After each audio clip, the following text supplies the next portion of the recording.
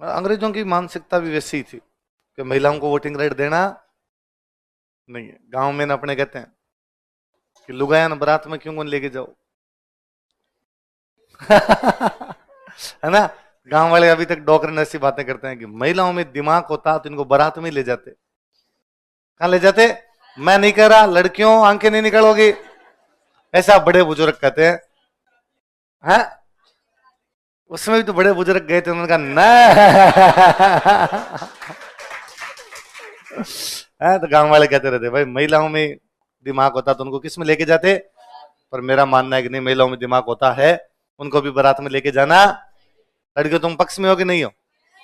है तो खुद ही करिए, बीन को वापस ले आएंगे। हाँ, कहावत है कि महिलाएं बारात में जाएगी तो बीन बिना ब्याह के आएगा। कैसे? मतलब लड़ाई कर लेगी वहां? अच्छा ऐसे।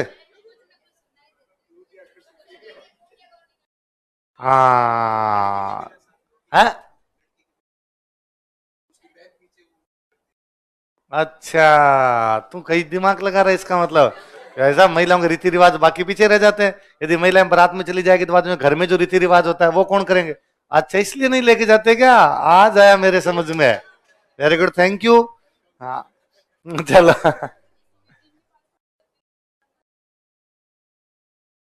जिनके पास, हाँ, महिलाओं के पास होती है संपत्ति। घर में पापा के पास है कि मम्मी के पास है? मम्मी के पास है। ए वाह, इनके घर में विमेन एम्पावरमेंट है भाई साहब। तो फिर हो सकती है तुम्हारे घर में वोटिंग राइट किसको है? मम्मी को, वहां पापा को नहीं है। अच्छा सच में नहीं होती, दिखाने के लिए होती है। भाई मम्मी रखती है, मम्मी बैंक है, पर बैंक का पैसे पर अधिकार है, वैसा। हाँ, तो अच्छा पापा के पास शक्ति कम है, मम्मी के पास ज्यादा है। हाँ, मम्मी से पूछे बिना पापा कुछ ही नहीं करते। अरे भगवान, आपके घर में पूरा विमेन एम्पावरमेंट हो चुका है। कहाँ के हो आप? सवाई माधोपुर भाई, इधर जयपुर से इधर इधर महिला सशक्तिकरण है। पश्चिमी राजस्थान वालों को तो आ जाया निकला है। किसके पास है घर में? पापा के पास है मम्मी के पास? अभी तक गांव के डोकरे अंदर बनियान पहनी हुई उसमें रुपए। मम्मी वैसे देखती नहीं है, पूरी जिंदगी में नोट के कड़क कड़क नोट के हाथ लगा के नहीं देख रही है। चलो अब आगे जी, थोड़े थोड़े अधिकार आगे, पहले इतने अधिकार होते नहीं थे। क्या लिखा है? महिलाओं के पास, ठीक है यार, छोटे छोटे बच्चों क्लास में भेज दिया यार मेरे को, बड़ी बड़ी बातें करते रहते, मम्मी के पास अधिकार है हमारे। कोई सुन ले अपनी क्लास में, क्या मम्मी पापा की बात करते रहते हैं। फर्स्ट वर्ल्ड वॉर में इंडियंस लड़ने के लिए गए, इंडियंस लड़ने गए, जर्मनी गए, टर्की गए। तो जर्मनी शुरू शुरू में बड़ा हावी रहा था और अंग्रेजों को जर्मनी ने कई जगह पर हराया था। जब अंग्रेजों का अपने राज था, तो जिनका राज होता था हमेशा जनता को लगता है कि राज में जो है उससे बड़ा पावरफुल कोई भी नहीं। और अपने तो इमेज ही बन गई थी कि गोरी चमड़ी वाली दुनिया में सबसे जोरदार है, अंग्रेजों से ज्यादा ताकतवर इस दुनिया में कोई भी। तो हम, और जब कोई आदमी मान लेता है ना कि भाई ये सबसे ताकतवर है, फिर वो कभी लड़ने की हिम्मत नहीं जुटा पाता, क्योंकि उसके मन में ही डर रहता है कि नहीं यार ये ताकतवर, इससे तो मैं क्या लड़ूंगा। तो इंडियंस कभी यूं अंग्रेजों के सामने आंखें उठाने की हिम्मत नहीं कर पाते। और इंडियंस को हमेशा लगता है कि नहीं यार ये तगड़ा आदमी, यार इसको कैसे हरा पाएंगे। लेकिन जब इंडियंस सोल्जर लड़ने के लिए जर्मनी गए और जर्मनी ने कई जगह अंग्रेजों को हराया, तो जब हराया तो ऑफिसर कौन होते? अंग्रेज। सोल्जर कौन होते? इंडियन। तो इंडियन सोल्जर करें नहीं साहब लड़ेंगे, और वो इंग्लिश ऑफिसर था, उसने कहा नहीं चपलें हाथ में लो। तो अपने वालों को लगा गया अच्छा साहब को भी डर लगता है।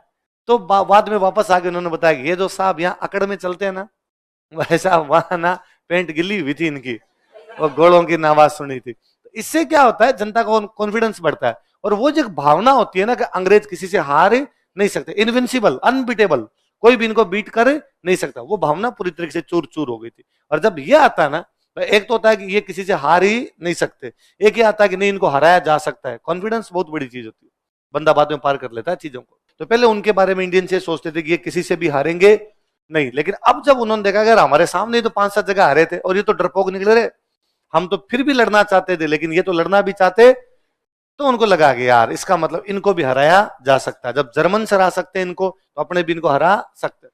कॉन्फिडेंस बहुत बड़ी चीज, बहुत बड़ी चीज होती है। ऑस्ट्रेलिया की क्रिकेट टीम है ना, कोई टाइम में ये था कि ऑस्ट्रेलिया क्रिकेट टीम किसी से हारती नहीं थी। मतलब आप ये देख लो कि ऐसे ऐसे मैच होते थे उस टाइम कि एक तरफ ऑस्ट्रेलिया के 11 खिलाड़ी, एक तरफ पूरी दुनिया के अच्छे अच्छे 11 खिलाड़ी। तो अपने लगता पूरी दुनिया के तो अच्छे अच्छे ले लेंगे फिर तो टीम बड़ी स्ट्रांग बन जाएगी। ऑस्ट्रेलिया इतना बुरा मारती थी कि 3-3 दिन में टेस्ट मैच खत्म, कि पूरी दुनिया वाले अच्छे अच्छे प्लेयर 11 प्लेयर लिए, कि सचिन को ले लो, वेस्ट इंडीज से ब्रायन लारा को ले लो, आप शोएब अख्तर को बॉलर ले लो, सारे जो उस टाइम के अच्छे अच्छे प्लेयर थे वो लिए। और पहले बैटिंग की वर्ल्ड 11 ने, बाकी दुनिया वाले जो वर्ल्ड 11 है वो खेली। रन कितने बनाए कि 125। अब आई ऑस्ट्रेलिया बैटिंग करने के लिए, रन कितने बनाए कि 600। अब वापस बैटिंग करनी है वर्ल्ड 11, रन कितने बनाए कि 57। कितने से जीत के एक भाषा पारी और 400 रन ढाई दिनों बाद। क्योंकि वो अंग्रेजों का डर था कि भाई, अब सॉरी ऑस्ट्रेलिया का डर था कि ऑस्ट्रेलिया वाले किसी से हार नहीं सकते, वो डर से ही आउट हो जाया करते, वो डर से ही हार जाया करते। ऑस्ट्रेलिया इंडिया आई खेलने के लिए, लगातार 15 टेस्ट मैच जीत गए। लगातार कितने? 15 टेस्ट मैच। और आते ही ऑस्ट्रेलिया वालों ने बयान देने शुरू किए कि इंडिया में 3 टेस्ट मैच है, 3-3 दिन में खत्म कर लेंगे, बहुत जल्दी खत्म कर देंगे हम और खा जाएंगे, कच्चा चबा जाएंगे इनको। और मैकग्रार उस टाइम जो बॉलर थे उनके डल आते, बयान आते, हम इंडियंस का सर फोड़ देंगे, कोई कदम जबड़ा तोड़ देंगे। अपने वाले बाप रे डरे हुए ही रहते। पहला टेस्ट हुआ बॉम्बे और वास्तव में 3 दिन में जीत गए। अपने वालों ने वही 125 रन बनाए, उन्होंने को 601 चेपे, अपने वाले हार गए। सौरव गांगुली कैप्टन नया नया बनाया था तब। गांगुली ने वापस इंडियंस को, अरे ऐसे क्या रहे, ऐसे क्या घुटने टेकने, थोड़ा लड़ने की हिम्मत तो दिखाओ, थोड़ा जज्बा तो दिखाओ। तो अगला टेस्ट मैच हुआ कलकत्ता, कलकत्ता वाले में हुआ। तो एक तो गांगुली टॉस करने के लिए लेट गया, ऑस्ट्रेलिया कैप्टन हुआ करता स्टीव वो, कौन था, टॉस का टाइम हो गया, वो चला गया, गांगुली 10 मिनट लेट गया। ये बड़ी बात थी उन दिनों में, ऑस्ट्रेलिया कैप्टन को वेट करवाया। वो यूं आग बबूला यार, इनकी इंडियंस की इतनी औकात कि मैं मैदान में आ गया तेरी टॉस करने के लिए नहीं आया। दादा ने कहा लेट आएंगे भाई साहब। तो वो पहले दिन से यूं खार खाए हुए, उन्होंने कहा आप बताएंगे, हम इंडियंस को बताएंगे। और उन्होंने पहले बैटिंग करके वापस 500 550 रन, 566 कितने से रन बनाए। अब इंडिया खेलने के लिए, इंडिया ने वही 125। तो उन्होंने कहा फॉलो ऑन खेल लो। क्या खेल लो? फॉलो ऑन तो समझते हो क्रिकेट में, कि यदि किसी ने फर्स्ट बैटिंग की, दूसरी टीम जो फर्स्ट बैटिंग करती है, उन दोनों के बीच में गैप 200 रन से ज्यादा का हो। कितने का ज्यादा? पहली टीम ने 400 बनाए, दूसरी टीम 150 पर आउट हो गई, तो गैप 200 से ज्यादा का। फिर कहते हैं हम दोबारा नहीं खेलेंगे, तुम एक बार और खेल लो रे, उसको बोलते हैं फॉलो ऑन। क्या बोलते हैं? तो उन्होंने कहा तुम फॉलो ऑन खेल लो। तो ऑस्ट्रेलिया वालों को लगा कि अपन ने बनाए थे 600, ये 125 पर आउट हो गए, अभी आज और खिलवाते हैं, आउट कर देते हैं कल तक, 3 दिन में टेस्ट मैच क्या हो जाएगा, समाप्त। इंडियंस खेलने लगे वापस, वो 2-3 विकेट फटाफट जल्दी जल्दी गिर गए इंडिया के। तो बाद में भाई साहब चौथे दिन, तीसरे और चौथे दिन, 2 दिन, 2 आदमी खड़े हुए, लक्ष्मण और द्रविड़। कौन कौन? लक्ष्मण ने बनाए 281, कितने बनाए? द्रविड़ ने बनाए 180। पूरा तीसरा दिन कोई विकेट ही नहीं, पूरा चौथा दिन शाम तक इंडियंस खेले, तब जाके ऑल आउट हुए। और उनको दिया को 232 रन का टारगेट दिया कि अब चौथी पारी में तुम्हें 232 रन और बनाने। 5वां दिन इंडिया का विकेट टर्न होना शुरू हो जाता है, मिट्टी उछलने लग जाती है, हरभजन खा गया उनको 190 पे, इंडिया जीत गई। लगातार 16 टेस्ट में जीती हुई टीम को इंडिया ने कलकत्ता के अंदर हरा दिया। कॉन्फिडेंस आया, चेन्नई के अंदर ऑस्ट्रेलिया को फिर हरा गए। कॉन्फिडेंस क्या चीज होता है कि जब आपको ये आ जाता ना यूं कि भाई अपने इसको हरा सकते हैं, कर लिया जाता है। आप में ये दिए कॉन्फिडेंस। आज से क्या है, आज से कई साल पहले तक अपने गांव के अंदर लोग RSIS की तैयारी करने के बारे में सोचते नहीं थे, कारण कि उन्होंने आसपास में किसी को RSIS देखा ही नहीं था। उन्होंने ज्यादा से ज्यादा बड़ी नौकरी देखी थी, फौज पुलिस मास्टर, तो सोचते भी थे फौज पुलिस मास्टर।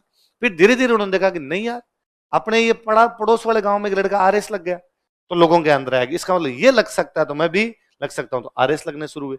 अभी तक भी आप लोग इतने से हो, बाकी अभी तक भी लोग सोचते हैं IS तो इसमें तो पार पड़ेगी नहीं, क्योंकि अभी तक इतने ज्यादा लोग नहीं है। ये ज्यादा आने लगेंगे, उस दिन IS में वैसे ही भीड़ पड़ेगी, हम IS को ही खा जाएंगे, फिर IS में भी ज्यादा लोग आने लग जाएंगे। यूपी बिहार वालों के क्या होता है, उनके RS जैसे अपना स्टेट PCS है, उनके स्टेट PCS के एग्जाम होते ही नहीं, और होते हैं तो उनकी यूपी में तो फिर भी हालत थोड़ी ठीक हो गई, वरना उनकी इतनी नकलें हुआ करती थी कि अपने तो उनके सामने कुछ ही नहीं है। अपने वाले नकल तो यूं चिंदी चोरी टाइप की नकल है, वो पूरी पूरी वैकेंसियां उनकी नकलों में चली जाया करती थी। इसलिए वो लोग तैयारी नहीं करते अपने स्टेट PCS की, भाई क्या करेंगे। जब ऐसा एग्जाम होता है तो वो तैयारी किसकी करते हैं, IS की, तो सेलेक्ट भी किस में होते हैं, IS में। तो आप दिल्ली चले जाओ, वहां सारे के सारे यूपी बिहारी भरे पड़े हैं, फर्स्ट ईयर करके वहां पे गया हुआ है। आप मिलोगे, आप पूछोगे दिल्ली कब आए थे, कि 3 साल हो गए हैं दिल्ली आए, तो कोचिंग कर रहे हो कि नहीं? अभी तो बेस तैयार कर रहे हैं। तो क्या कर रहे हो बेस में? एनसीईआरटी पढ़ रहे हैं। अभी तो 6 to 9 का एनसीईआरटी 3 साल में कंप्लीट किया है, अब अगले 3 साल में 9 to 12 की करेगा। तो पंचवर्षीय योजना बना के जाते हैं वो इधर से। उसमें भी 5 साल तैयारी कर लेगा और कहेगा इस बार तो फोड़ देंगे एग्जाम को, और फिर एग्जाम वाले दिन वो आपको बाहर मिल जाता है। आपको तो भैया एग्जाम नहीं दिए, नहीं ड्रॉप ले लिए इस बार तो। ड्रॉप नहीं बोलते, ओ को आप बोलते हैं, ड्रॉप लिए इस बार, अगली बार पूरा तैयारी करके देंगे। ना तो पूरी तैयारी होती है, ड्रॉप ही लेते रहते हैं बाद में। पर उनका कॉन्फिडेंस है कि वो करेंगे किसकी तैयारी? आईएएस की। वहां रहेंगे 5-5, 6-6 साल वहां रहेंगे, एनसीईआरटी के लगाते रहेंगे। अरे क्यों एनसीईआरटी पढ़ रहे हो? अब नोट्स के अंदर ज्यादा अच्छी चीजें। एनसीईआरटी तब पढ़ी जाती थी जब नोट्स थे ही नहीं। भाई यदि आपके पास नोट्स नहीं हो, भाई आज हमने पढ़ा खिलाफत आंदोलन, तो एक एक बात बताई ना, सिवर्स की संधि क्या है, कब हुआ, किसने समर्थन किया, किसने विरोध किया, क्यों किया गया, क्यों खत्म हो गया, किसमें मिल गया, कौन सी मीटिंग हुई, सारी बात पढ़ी। अब मान लो आपके पास नोट्स नहीं हो, तो आप कहां से पढ़ो इसको? फिर कोई बुक में लाके पढ़ो। बुक की लैंग्वेज बहुत क्लिष्ट होती है, तो उससे समझ में आता। तो पहले कहा करते थे कि एनसीईआरटी पढ़ ले, 6 की एनसीईआरटी पढ़ ले, 7th की, 8th की, 9th के एनसीईआरटी पढ़ ले, थोड़ी बातें उनके अंदर होगी, तेरा एक बेस क्लियर हो जाएगा। अब ये बेस नोट्स में ही होता है, पर उनके वो उस प्रकार की चीजें हैं, पर उनका वो कॉन्फिडेंस होता है कि आईएएस उनके आसपास में लगते हैं, तो उधर आईएएस की तैयारी खूब सारी करते हैं। तो वो कि वो हमने जब अंग्रेजों को हारते हुए देखा, तो अंग्रेजों की जो इमेज हमारे दिमाग में बन गई थी, अंग्रेज किसी से हारते नहीं है, वो इमेज क्या हो गई? समाप्त। दूसरा, फर्स्ट वर्ल्ड वॉर में मैंने देखो बताया था, गांधी जी ने सबने सपोर्ट किया। फर्स्ट वर्ल्ड अंग्रेजों क्या किया? सपोर्ट। नरमपंथियों ने सबने सपोर्ट किया, क्योंकि हमें लग रहा था कि फर्स्ट वर्ल्ड वॉर में अंग्रेज ये कह रहे थे कि भाई साहब जो जहां पे रहना चाहता है उनको वैसे अधिकार दिए जाएंगे, आत्मनिर्णय का अधिकार। किसका अधिकार? Self decision. मतलब फर्स्ट वर्ल्ड वॉर के बाद लोगों से पूछा था, वह जर्मनी के अंडर में खूब सारा इलाका था, अब जर्मनी के अंडर में लोग रहते थे पोल जाति के लोग। कौन सी जाति के? इनको जाके पूछा भाई जर्मनी के साथ रहना चाहते हो? नहीं रहना चाहते, हम अलग रहना चाहते हैं। देश बना दिया पोलैंड। कौन सा बना दिया? सर्ब जाति के लोग। तुम अंडर में रहना चाहते हो? नहीं रहना चाहते, देश बना दिया सर्बिया। कौन सा बना दिया? तो अपने इंडियंस को, और अंग्रेजों ने कहा था कि जैसे ही हम वर्ल्ड वॉर जीत जाएंगे, जर्मनी को हरा देंगे, लोगों को आजादी दिलवाएंगे। तो अपने वालों को लगा यदि हम अंग्रेजों को सपोर्ट करेंगे तो हमें भी क्या मिल जाएगी? अंग्रेजों ने वापस आकर है वो बात तुम्हारे लिए, तुम आउट ऑफ सिलेबस हो भाई साहब। तो अपने नरमपंथी जो थे उनको बड़ा झटका लगा, और उनको लगा हमने सपोर्ट इसलिए किया था कि अंग्रेज हमारे लोकतंत्र स्थापित करेंगे, डेमोक्रेसी लेके आएंगे, लेकिन उन्होंने, अंग्रेजों ने ऐसा भारत के अंदर कुछ भी किया